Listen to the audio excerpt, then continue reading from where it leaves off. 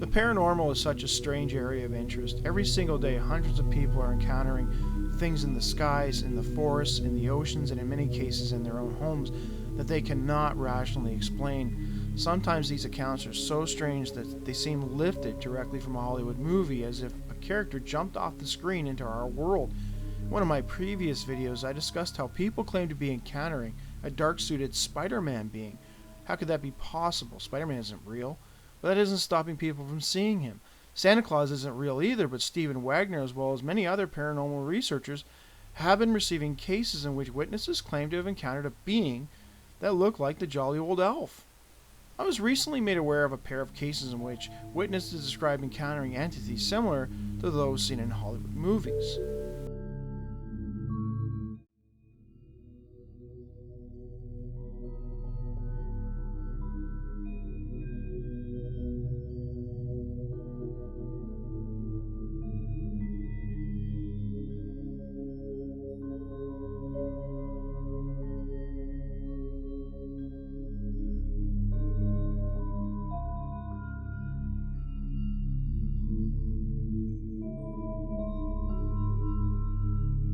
Yeah, well, Tompa is a Tibetan word that's been around as far as we know for thousands of years, and it refers to some kind of a thought form that may be projected by the powerful mind and vision of a particular person or a collective body of persons, so that it takes on its own kind of objective reality. And let me give you some examples.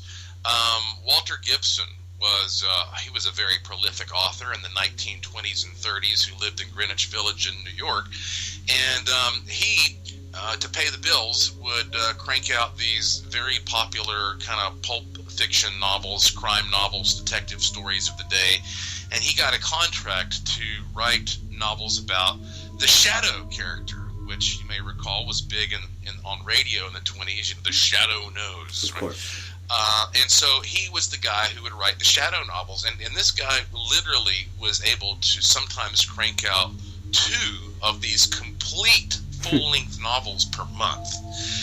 And so he was sitting there in this kind of dingy house by himself, focusing so intensely on these characters that for many years after his death, people who lived in that house swore that it was actually haunted by his fictional characters.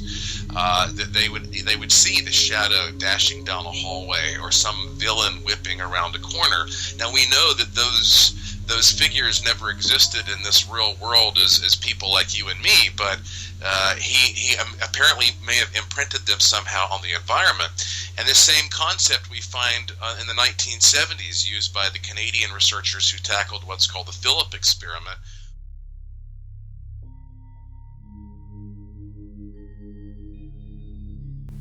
By now, most everybody, I assume, have seen The Predator, a science fiction action movie directed by John McTiernan and starring bodybuilder turned actor Arnold Schwarzenegger.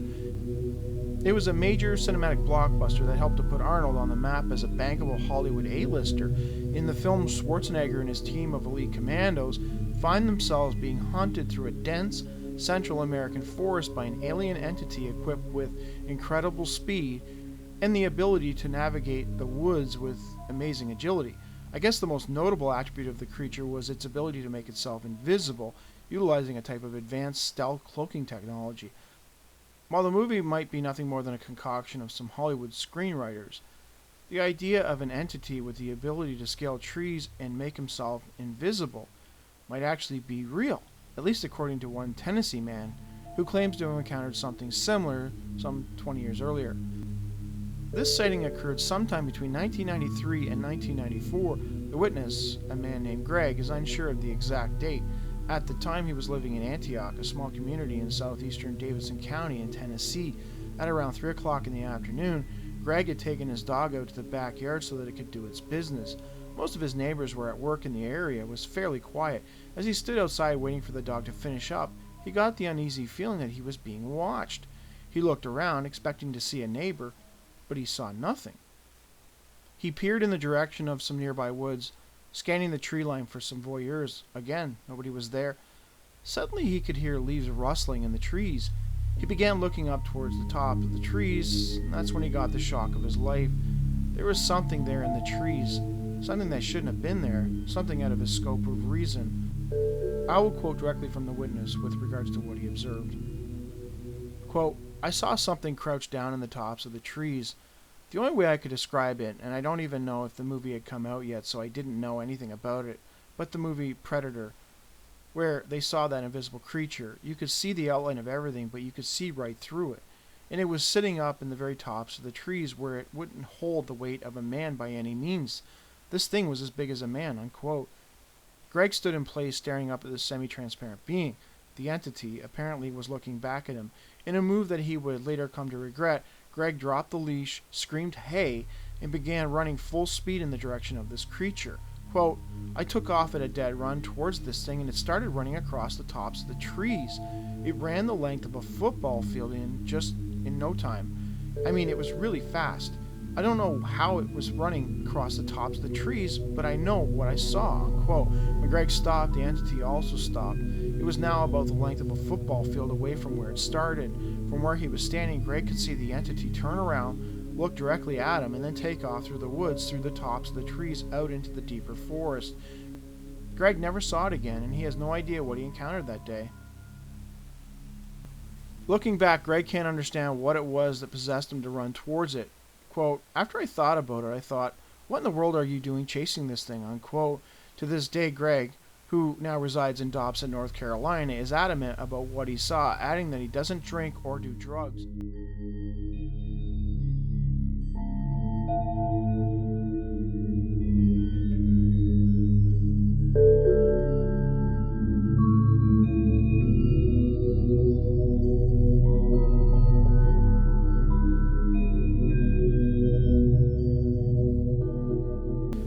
Another case comes from a man in Maplewood, Minnesota. His story is strangely similar to the Tennessee case, although in his incident, the entity he encountered reminded him more of the Hollow Man character from the 2000 science fiction horror movie Hollow Man, directed by Paul Verhoeven and starring Kevin Bacon and Josh Brolin.